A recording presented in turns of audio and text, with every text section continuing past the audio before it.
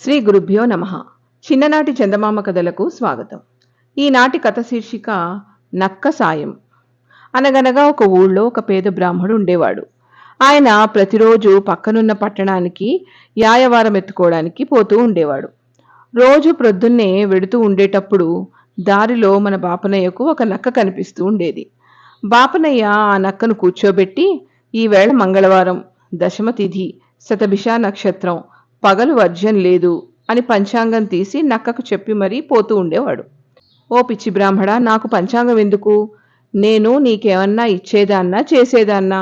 అయినా నా రాచకార్యాలన్నీ చెడిపోతున్నాయి కనుకనా అని అనుకుంటూ వింటూ ఉండేదా నక్క. నక్క బావా, నువ్వు నాకేమీ ఇవ్వనక్కర్లేదు, నీ దయ నా మీద ఉంటే చాలు అని వెళ్ళిపోతూ ఉండేవాడు బాపనయ్య. ఇలా రోజు నక్కకి పంచాంగం చెప్పనిదే వెళ్ళేవాడు కాదు. బ్రాహ్మణ్ణి చూసినప్పుడల్లా ఈయనకేమి సాయం చేయలేకపోతున్నామే అని బాధపడుతూ ఉండేది నక్క. ఇలా చాలా రోజులు గడిచిపోయాయి. ఆ పట్టణాన్ని అశక్త భూపాలుడనే మహారాజు పాలిస్తూ ఉండేవాడు. ఆయన ఒక సామంతరాజుని మోసపుచ్చి అతని కూతుర్ని ముసలితనంలో మూడో పెళ్లి చేసుకున్నాడు. ఆ ముసలిరాజుతో కాపురం చేయడానికి ఇష్టం లేని ఆ ముద్దులరాణి రాజుగారికి తెలియకుండా తన ఆభరణాలు, కట్టుకునే బట్టలు అన్నీ తీసుకుని ఒకనాటి అర్ధరాత్రి వేళ తన కన్నవారింటి నుంచి వచ్చిన చాకలి సాయంతో పుట్టింటికి బయలుదేరింది. పట్టణం దాటేసి వచ్చేశారు ఇద్దరు. ఆ ఊరు బయట పారుతోందో ఉప్పుటేరు. అర్ధరాత్రి అవడం చేత అక్కడ నావలేమీ లేవు.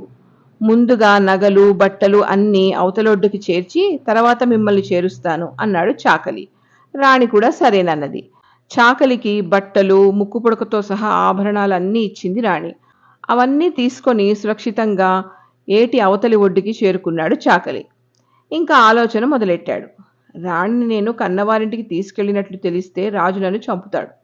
ఈవిడ్ని తీసుకువెళ్ళడం అంటే బుద్ధిపూర్వకంగా చావు కోరుకోవడం అన్నమాట. ఇలా అనుకుని ఆభరణాలతోటి పరారయ్యాడా చాకలి. యువతల ఒడ్డు నుంచి కేకలు వేయడం మొదలుపెట్టింది రాణి. జవాబు చెప్పడానికి వాడక్కడుంటేగా. చాకలి ఇంతసేపటికి రాకపోవడం, తన ఒక్కతే ఒంటరిగా ఉండడం, ఇంతలో తెల్లవారబోతూ ఉండడం, ఇవన్నీ రాణికి పిచ్చెత్తినట్లయి ఆలోచిస్తూ కూర్చుంది. ఇంతలో ఓ మాంసపు ముక్క నోట కరుచుకుని ఆ దారే పోతోంది మన నక్క. తిన్నగా రాణి ఉన్న రేవు దగ్గరకు వచ్చేసరికి ఏటిలో ఓ చేప ఎగరడం చూసిందా నక్క. వెంటనే తన నోట్లో ఉన్న మాంసపు ముక్క ఒడ్డున పారేసి ఏట్లో ఉన్న చేప కోసం ఉరికింది. నక్క ఉరికేసరికి ఏట్లో చేప కాస్త దాటిపోయింది. ఒడ్డున ఉన్న మాంసపు ముక్క ఒక డేగ తన్నుకుపోయింది. నక్క ఇటు చేపకు అటు ముక్కకు రెండిటికి చెడి తెల్లబోయి నుంచుంది ఒడ్డున. నక్క స్థితి అంతా చూసి ఫక్కున నవ్వింది మన పడుచురాణి. నవ్వడమే కాకుండా పరిహాసం కూడా ఆడింది. దాంతో నక్కకు ఎక్కడలేని కోపం వచ్చింది. ఓసి పిచ్చిదానా, ముందు నీ గతి చూసుకో. ఇటు పుట్టింటికి చెడ్డావు, అటు మెట్టినింటికి చెడ్డావు. నాకేం, కాసేపు పొలాల్లోకి వెళ్ళానంటే అన్నీ మాంసపు ముక్కలే అని సమాధానం ఇచ్చింది నక్క. నక్క సమాధానం వినేసరికి రాణికి మరీ కంగారెత్తింది. నా కథ నీకెట్లా తెలుసు అని అడిగిందా నక్కను. నీ కథే కాదు, నీ అటు 3 తరాలు ఇటు 3 తరాలు ఏకరువు పెడతాను కావలిస్తే విను అంది నక్క. ఇక రాణికి మతిలేక నక్కని బ్రతుకుమాలుకోవడం మొదలుపెట్టింది. తనకి గండం తప్పించమనింది. నక్క కాసేపు ఆలోచించి నాకో సాయం చేయాలి, అది చేస్తానంటే చెప్తానంది. ఓ దానికేం, నాకీ గండం తప్పించావంటే నీకు ఒంటి నిండా ముత్యాలు రత్నాలు కురిపిస్తాను అంది రాణి. అప్పుడు ఉపాయశాలి అయిన ఆ నక్క ఈ విధంగా ఆలోచన చెప్పింది. నువ్వు ఏట్లో దిగి కూర్చుని జుట్టు మిడివిప్పి విరబోసుకో. పిచ్చి పిచ్చిగా కేకలు వేస్తూ ఉండు. నీ కేకలు విని పట్టణంలో వాళ్ళంతా ఇక్కడికి చేరతారు. నీ హడావిడి చూసి నీకు పిచ్చెత్తిందని, ఏట్లో పడి కొట్టుకుంటూ కేకలు పెడుతున్నావని పుకారు పుట్టిస్తారు. ఈ సంగతి రాజు చెవిన కూడా పడుతుంది. అప్పుడు ఆయన నిన్ను తీసుకెళ్ళి నీకు అనేక వైద్యాలు చేయిస్తాడు. ఎంతమంది వైద్యులు వచ్చినా నీవు మాత్రం రెచ్చిపోతూనే ఉండు. నేను శుక్రవారం పొద్దున్నే ఓ బ్రాహ్మణుని పంపుతాను. ఆయన వచ్చి నీ చెవిలో నక్క పంపిన బ్రాహ్మణ్ణి అని ఊదుతాడు. అంతటితో నీ పిచ్చి తగ్గిపోయినట్లు నటించు. అదే నీవు నాకు చేయవలసిన సాయం. ఈ సాయం ఇప్పుడు చేస్తానని చెప్పి తర్వాత అలా చేయకపోతే నిన్ను ఈ ఒక్క పట్టణమే కాదు, ఎక్కడా తలెత్తుకుని తిరగలేకుండా చేస్తాను అని చెప్పింది. సరేనని రాణి జుట్టు విరబోసుకుని ఆ ఏట్లో కొట్టుకుంటూ పిచ్చికేకలు మొదలుపెట్టింది. తెల్లవారేసరికి ఈ వార్త ఆ నోట ఈ నోట పాకి కోటకు చేరింది. రాజుగారి భార్య పిచ్చెత్తిందని, ఏట్లో పడి కుట్టుకుపోబోతోందని రాజుగారికి కూడా తెలిసి తన భార్యకి నిజంగా పిచ్చెక్కిందనుకుని 10 మంది దాసీలను నిలిచి మేనా పంపించాడు.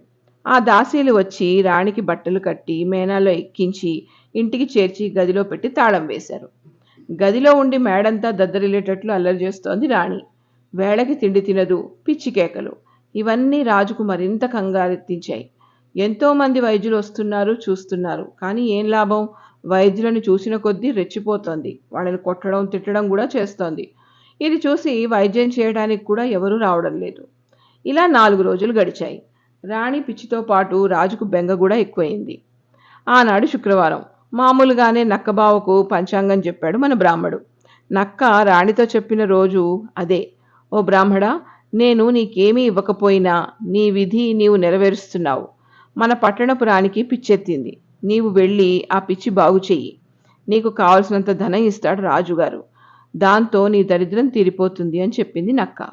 ఆ మాట వినగానే ఆ పిరికిబాపుడు ఒక్కసారి ఉలిక్కిపడి, నాకేం మంత్రాలొచ్చు, తంత్రాలొచ్చు, పైగా ఆ పిచ్చిది నీ లెంపకాయన్నా కొట్టిందంటే నా పెళ్ళాం బిడ్డలకు నేను దూరం అయిపోతాను. నాకెందుకు అన్నాడు. నీకు మంత్రాలేమీ రానక్కర్లేదు. రాణిగారి దగ్గరికి వెళ్ళి ఆవిడ చెవిలో నక్క పంపిన బ్రాహ్మణ్ణి అని చెప్పు. దాంతో పిచ్చి ఎగిరిపోతోంది అని చెప్పింది నక్క. నక్క మాట ప్రకారం కోటగుమ్మం దగ్గరికి వెళ్ళిన బ్రాహ్మడు లోపలికి వెళ్ళడానికి బంట్రోతులు అటకాయించారు. నేను వైద్యం చేస్తాను. రాణిగారి పిచ్చ నేను కుదరచకపోతే నన్ను మారు పేరెట్టి పిలవండి అని డబాయించి మరీ వెళ్ళాడు లోపలికి. తిన్నగా రాజుగారి దర్శనం చేసి వైద్యం చేయటానికి అనుమతి ఇవ్వవలసిందిగా కోరాడు. ఏ పుట్టలో ఏ పావుందో అనుకుని రాజు ఒప్పుకున్నాడు. మన బాపనయ్య రాణి ఉన్న గది దగ్గరికి వెళ్ళి చూసి కావలసిన ఏర్పాట్లన్నీ చేయించుకున్నాడు. రాణి తన మీదపడి కొట్టకుండా ముందుగా గొలుసు వేయించి కట్టించేశాడు.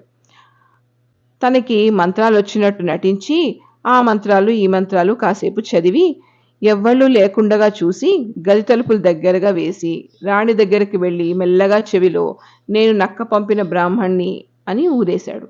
వెంటనే రాణి తన పిచ్చి కేకలు, పిచ్చి పనులు అన్నీ మానుకుంది. ఈ సంగతి విన్న రాజుగారు ఎంతో ఆశ్చర్యపోయారు. ఆ మర్నాడు పెద్ద సభ ఏర్పాటు చేసి ఎంతోమంది వైద్యులు కుదర్చలేకపోయిన పిచ్చిని బ్రాహ్మడు కుదిర్చినందుకు రాజుగారు అతన్ని ఎంతో గౌరవించి ఎన్నో భూములు ఇచ్చి సత్కరించాడు. నాటితో మన బ్రాహ్మడి దరిద్రం రెక్కలు వచ్చిన పిట్టలా ఎగిరిపోయింది. ఇంతటితో ఈ కథ కంచికి, మనం ఇంటికి.